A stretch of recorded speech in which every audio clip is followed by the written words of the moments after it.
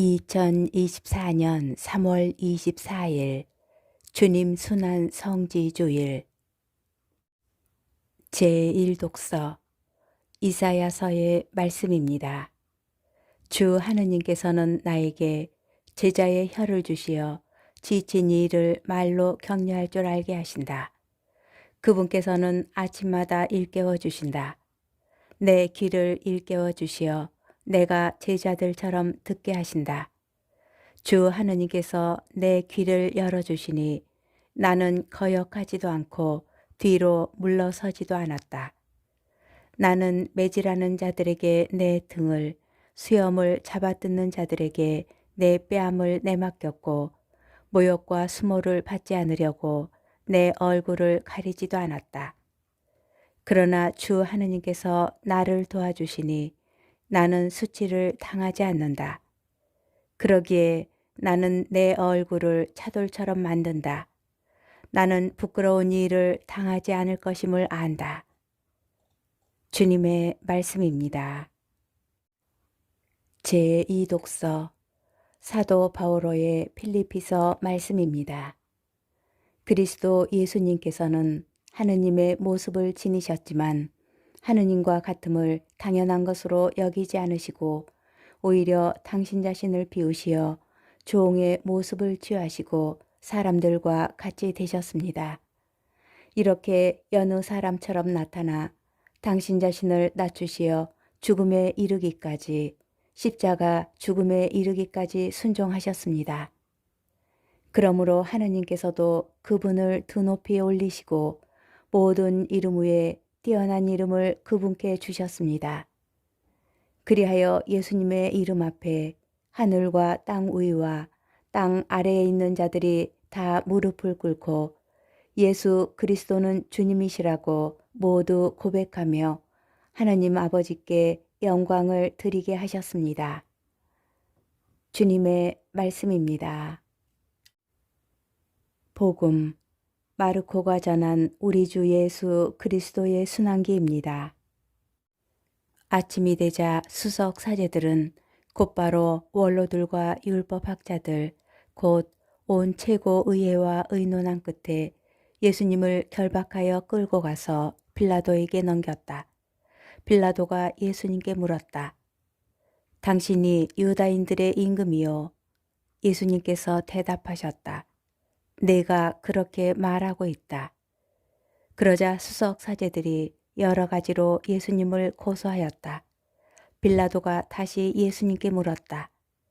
당신은 아무 대답도 하지 않소. 보시오, 저들이 당신을 갖가지로 고소하고 있지 않소. 예수님께서는 더 이상 아무 대답도 하지 않으셨다. 그래서 빌라도는 이상하게 여겼다. 빌라도는 축제 때마다 사람들이 요구하는 죄수 하나를 풀어주곤 하였다. 마침 바랍바라고 하는 사람이 반란 때 살인을 저지른 반란군들과 함께 감옥에 있었다. 그래서 군중은 올라가 자기들에게 해오던 대로 해달라고 요청하기 시작하였다. 빌라도가 그들에게 물었다. 유다인들의 임금을 풀어주기를 바라는 것이요. 빌라도는 수석 사제들이 예수님을 시기하여 자기에게 넘겼음을 알고 있었던 것이다. 그러나 수석 사제들은 군중을 부추겨 그분이 아니라 바랍바를 풀어달라고 청하게 하였다. 빌라도가 다시 군중에게 물었다. 그러면 여러분이 유다인들의 임금이라고 부르는 이 사람은 어떻게 하기를 바라는 것이요? 그러자 군중은 거듭 소리질렀다. 십자가에 못 박으시오. 빌라도가 그들에게 물었다. 도대체 그가 무슨 나쁜 짓을 하였다는 말이요? 군중은 더욱 큰 소리로 외쳤다. 십자가에 못 박으시오. 그리하여 빌라도는 군중을 만족시키려고 바랍바를 풀어주고 예수님을 채찍질하게 한 다음 십자가에 못 박으라고 넘겨주었다. 군사들은 예수님을 뜰 안으로 끌고 갔다. 그곳은 총독 관자였다. 그들은 온 부대를 집합시킨 다음 그분께 자주색 옷을 입히고 가시관을 엮어 머리에 씌우고서는 이렇게 말하며 인사하기 시작하였다. 유다인들의 임금님 만세, 또 갈대로 그분의 머리를 때리고 침을 뱉고서는 무릎을 꿇고 엎드려 예수님께 절하였다. 그렇게 예수님을 조롱하고 나서 자주색 옷을 벗기고 그분의 겉옷을 입혔다. 그리고 예수님을 십자가에 못 박으러 끌고 나갔다. 그들은 지나가는 어떤 사람에게 강제로 예수님의 십자가를 지게 하였다. 그는 키레네 사람 시몬으로서 알렉산드로스와 루포스의 아버지였는데 시골에서 올라오는 길이었다. 그들은 예수님을 골고타라는 곳으로 데리고 갔다. 이는 번역하면 해골터라는 뜻이다. 그들이 모략을 탄 포도주를 예수님께 건넸지만 그분께서는 받지 않으셨다. 그들은 예수님을 십자가에 못 박았다. 그러고 나서 그분의 겉옷을 나누어 가졌는데 누가 무엇을 차지할지 제비를 뽑아 결정하였다. 그들이 예수님을 십자가에 못 박은 때는 아침 9시였다. 그분의 죄명패에는 유다인들의 임금이라고 쓰여 있었다. 그들은 예수님과 함께 강도 둘을 십자가에 못 박았는데 하나는 오른쪽에 다른 하나는 왼쪽에 못 박았다. 지나가는 자들이 머리를 흔들며 그분을 이렇게 모독하였다. 저런 성전을 허물고 사흘 안에 다시 짓겠다더니 십자가에서 내려와 너 자신이나 구해보아라. 수석 사제들도 이런 식으로 율법 학자들과 함께 조롱하며 서로 말하였다. 다른 이들은 구원하였으면서 자신은 구원하지 못하는군. 우리가 보고 믿게 이스라엘의 임금 메시아는 지금 십자가에서 내려와 보시지. 예수님과 함께 십자가에 못 박힌 자들도 그분께 비아냥거렸다. 낮 12시가 되자 어둠이 온 땅에 덮여 오후 3시까지 계속되었다.